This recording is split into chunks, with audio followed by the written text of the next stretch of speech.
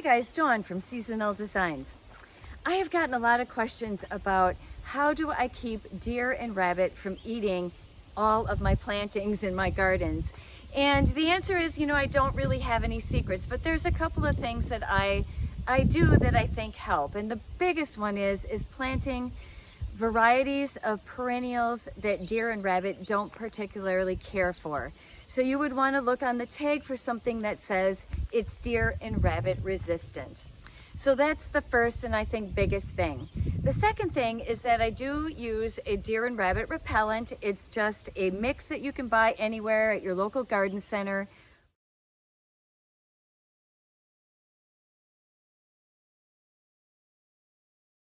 Put it in with water. I buy it in a concentrate, I mix it up and I spray it on my flowers so that when the deer come through, they go, "Ooh, this is terrible, I don't want this," and they move on.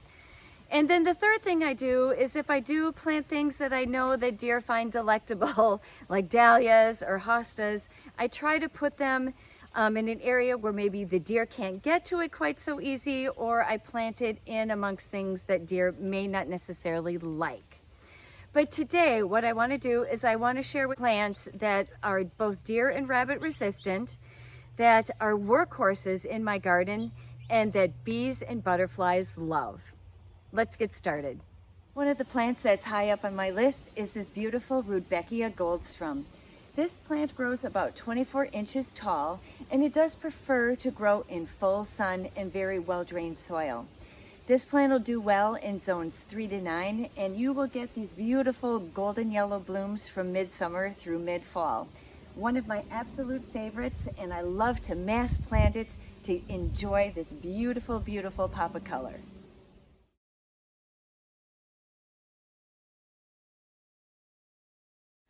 Russian sage is another of my plant favorites. This beautiful plant is loved not only for its beautiful lavender colored flowers, but also for its beautiful gray-green textured foliage. This plant does well in zones 3 to 9. It loves full sun and well-drained soil. And this beauty, again planted in masses, is just going to provide a beautiful mass of color from midsummer through mid-fall.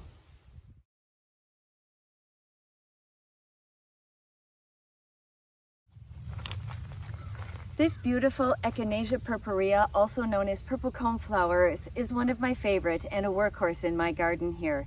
This plant gets 3 to 4 feet tall, grows well in zones 3 to 9, and does well in full sun, 2-part shade.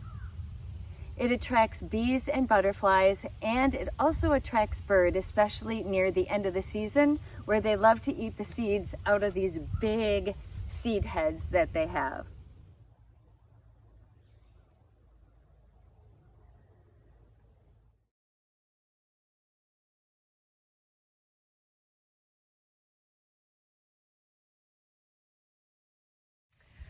There are a number of fantastic plants just right around me in this little area here. But let's talk about the one that I'm standing in here, this Moonshine Yarrow. This is a new plant that we just put in this year around the prairie, and I've had different yarrows in my yard before, but I really am in love with this one with that really pretty yellow head, and it seems to really hold its color for quite a long time. This plant gets about 18 inches tall with a 24-inch spread. It does well in zones 3 to 9, and it loves full sun. Of course, butterflies and bees love this as well, and you may be able to see them buzzing around me.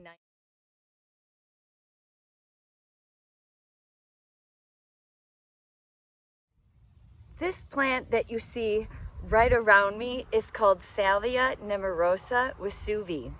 And it is a beautiful perennial. It gets these tall spears of purple flowers, and even when they're done blooming, it still retains this awesome purple color. This plant does well in zones 3 to 9. It prefers full sun, and it blooms June, July, and August. Now, if you do cut these spent heads back, you will get additional blooms. In fact, I'll give you a close-up, but I can see new spikes that are getting ready to form. This is a fantastic plant, and I use it as a ground cover. And I'm really kind of chancing it because, like right now, I can just hear this buzzing with bees.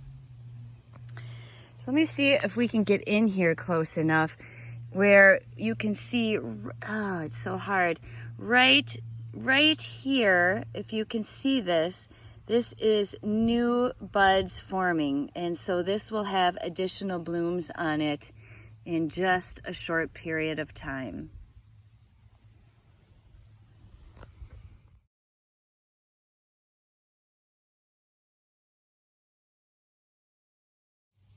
This delicate looking plant here is called Coreopsis. It is known for its beautiful lemony yellow flowers as well as its delicate kind of lacy type foliage, but it is a pretty tough plant. Both bees and butterflies love it, but deer and rabbit don't, which is a plus in my garden.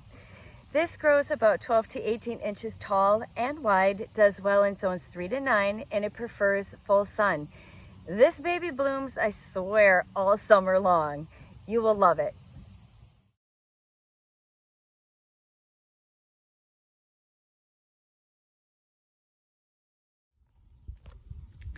And this is a Nepota. This is Nepota cat's pajamas.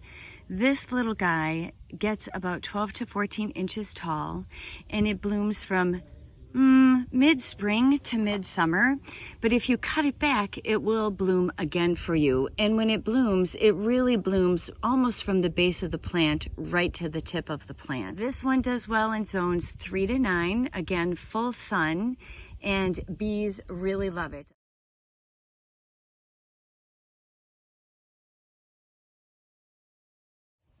This is a very large patch of a Stilby, and I can't even tell you the variety because I've had this in my yard in so many different places for so many years that I've gone and lost the tag. And when they grow to a patch that's a little too big, I divide it and I put it someplace else. These typically grow well in full shade to part shade, and they can take a little bit of sun, but this is really a fantastic Stilby for me because this gets morning shade and afternoon sun. They do well in zones 3 to 9, and really they are very much a workhorse in the garden. Deer and rabbit do not touch them, yet bees and butterflies love them.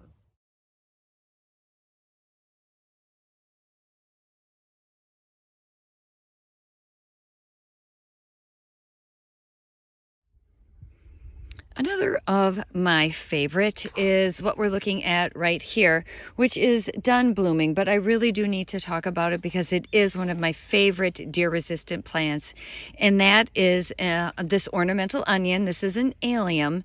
This is actually a perennial Ilium versus the Ilium bulbs, which I also love and have a lot of.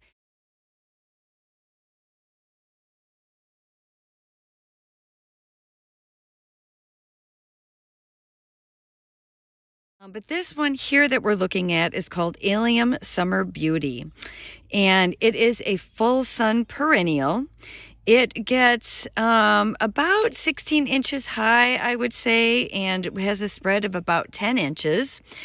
And one of the things that I love about this, besides the fact that it is deer resistant, is that Summer Beauty does not tend to reseed. So you're not going to have to worry about deadheading these. You can leave this on because I really think even dried, they look kind of neat, and you can just kind of see I've got some planted here. These do well in zones 4 to 9, and they grow really in average, well-drained soil. Full to part sun is what they can grow in, and they do very well.